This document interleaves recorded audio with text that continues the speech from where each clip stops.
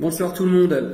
Petite vidéo qui permet de faire le point et de tout de suite prévenir tout le monde sur la fameuse évaluation de l'efficacité de la suppression de l'ISF sur l'économie française. Il n'y a aucun résultat visible actuellement et il n'y en aura pas quand ça va être rendu fin septembre.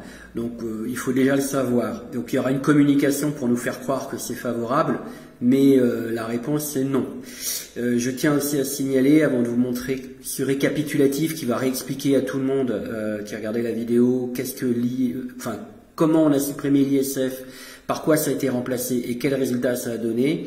Je voudrais simplement signaler qu'il y a une vraie panique au niveau de l'Élysée, à en croire le nombre de sondages qu'il y a sur les maires, les agressions, est-ce qu'on aime les élus, sur la police, est-ce qu'on aime les policiers, etc.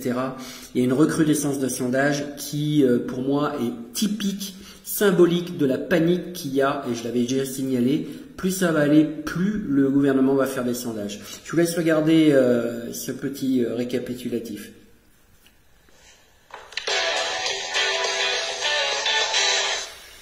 Bonsoir Baptiste. Bonsoir Emmanuel, bonsoir à tous. Alors d'abord rappelez-nous ce que c'est que l'IFI, parce que c'est quasiment inconnu du grand public. L'IFI, c'est donc l'impôt sur la fortune immobilière. Il remplace depuis le 1er janvier 2018 l'ISF, l'impôt de solidarité sur la fortune. Vous avez donc bien entendu, et le président l'a dit, l'ISF n'a pas été supprimé, il a été remplacé par cet impôt. Alors, quelle est la différence entre l'ISF et l'IFI? Eh bien, l'ISF ciblait les patrimoines de plus de 1,3 million d'euros dettes et emprunts soustraits. Il concernait donc toute la fortune, qu'elle soit immobilière ou financière. Alors attention, on ne parle pas de revenus du travail, on ne parle pas de salaire. Il y avait quelques exonérations partielles, par exemple sur la résidence principale, et des exonérations totales sur les objets d'art et de collection. L'IFI, qui l'a remplacé, donc lui, il a le même seuil d'entrée à 1,3 million d'euros et les mêmes exonérations. Mais l'IFI ne cible que le patrimoine immobilier. Il n'est donc plus question de patrimoine financier. L'objectif de ce nouvel impôt sur la fortune, c'est de cibler l'argent qui dort, entre guillemets, pour relancer l'investissement dans les entreprises françaises et puis, au final, relancer la création d'emplois en France. Mais l'IFI rapporte moins d'argent à l'État que l'ISF. Exactement. Pour sa première année en 2018, l'IFI a rapporté, on le sait maintenant, 1,3 milliard d'euros. À titre de comparaison, l'ISF, sur sa dernière année en 2017, avait rapporté 4,23 milliards d'euros. Autrement dit, l'IFI rapporte donc 3 fois moins. 3 fois moins, voilà, c'est clair. On va passer à la suite. Alors, est-ce que ça a été efficace? Et est-ce que l'IFI atteint son objectif? Il s'agissait de réinjecter de l'argent dans l'économie. C'est encore difficile à dire pour l'instant. Je vous rappelle cet objectif, relancer l'investissement dans les entreprises françaises et relancer la création d'emplois en France. Si l'on regarde les chiffres... Petite remarque, parce que la manipulation subliminale des cerveaux est toujours à l'œuvre. Il y a marqué objectif atteint. En fait, il y a un point d'interrogation derrière. Voilà, on le voit pas. J'ai dû remettre 2 fois pour m'en rendre compte. Donc, on vous dit, sans effectivement, ils pourront toujours dire non, ils pourront toujours dire on l'a pas dit. Mais en fait, tout le monde voit à l'écran, de manière subliminale, que l'objectif a été atteint, alors que on nous explique le contraire, que pour l'instant, et vous allez voir, c'est pas du tout atteint et que pour l'instant, ça n'a pas amélioré les choses. Concernant l'investissement dans les entreprises françaises, il a augmenté, c'est vrai, en 2018, 14,7 milliards d'euros investis dans les entreprises. En 2017, on était à 14,3 milliards d'euros. Mais c'est une augmentation qui n'est pas foudroyante, ça c'est sûr. Ouais, c'est pas foudroyant comme ils disent. C'est un euphémisme pour dire que ça n'a rien fait. Et d'ailleurs, c'est même pas dû à ça. C'était dû déjà à une progression qui avait commencé les années précédentes. Et puis elle s'inscrit dans une tendance plus longue d'augmentation depuis 2012. Et si l'on regarde les créations d'emplois, l'autre objectif, trimestre après trimestre, l'effet n'est pas là aussi flagrant. 95 800 emplois supplémentaires créés au 4e trimestre 2017. Sauf que le remplacement...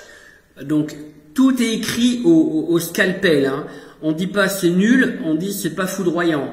On dit pas c'est décevant, on dit c'est pas flagrant. Vous voyez, voilà, on garde des mots positifs. C'est de la com pure, hein, c'est tout. Hein.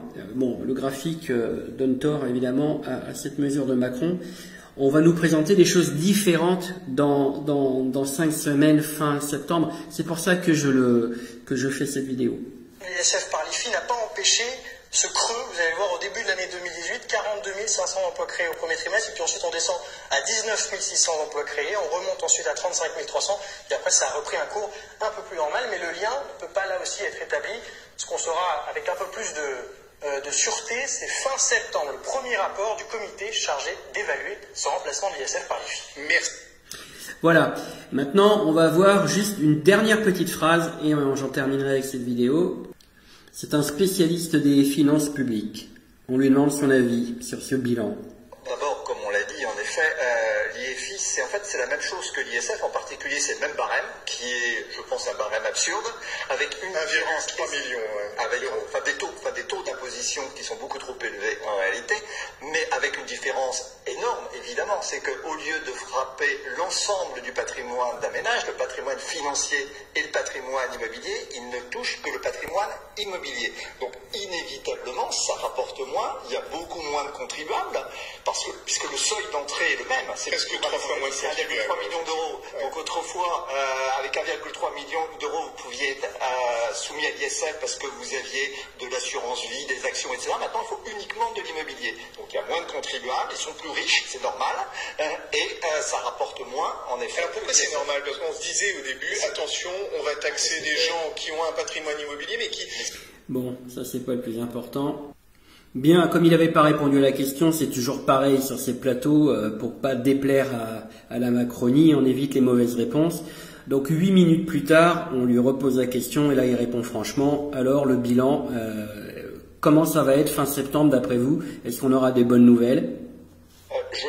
Je répète donc qu'il est pour moi beaucoup trop tôt pour évaluer les effets de l'ISF et du remplacement de l'ISF qui participe d'une politique d'offre, et les effets d'une politique d'offre quasiment par définition ne se font sentir qu'à moyen ou long terme. Donc il va falloir quelques années pour se rendre compte, et le rapport d'évaluation qui est prévu en septembre, à mon avis, ne sera pas conclusif. Il ne pourra pas l'être en réalité.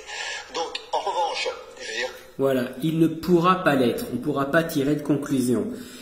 Voilà, je fais cette vidéo qui est un peu longue, mais bon, c'est pour le futur, c'est-à-dire que vous verrez fin septembre, tambour et trompette pour nous dire que waouh, bravo Macron, quel génie. Vous verrez, ce ne sera pas les mêmes chiffres, ce sera beaucoup plus positif. Ils vont nous faire ça à l'envers et vous pourrez comparer avec ce qui était présenté dans cette vidéo. Voilà. Allez, on lâche rien, on reste vigilant et puis mettez cette petite vidéo de côté, voilà, en espérant que je puisse, pourquoi pas, monter une petite chaîne YouTube, ce sera plus facile pour suivre les vidéos.